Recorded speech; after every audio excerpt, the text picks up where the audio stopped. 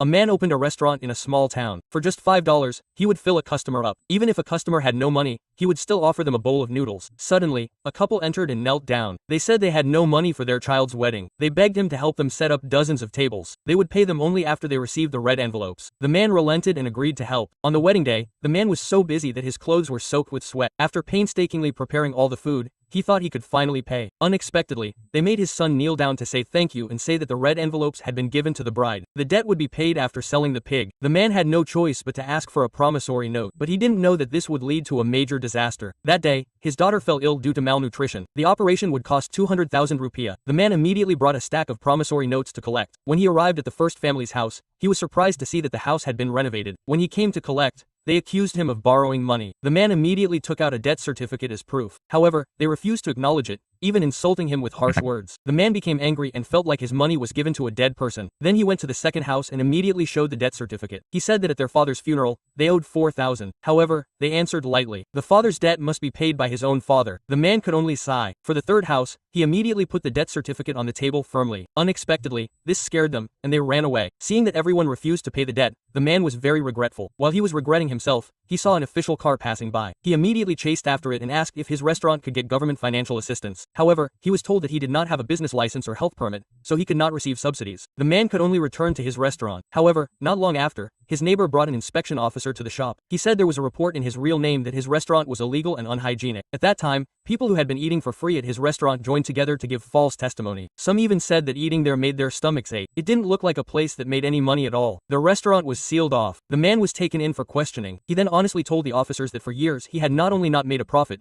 but had actually made a huge loss. At first, the officers thought he was lying until they entered his house and found it completely empty. There wasn't even any decent furniture. But then someone anonymously paid his fine and bailed him out.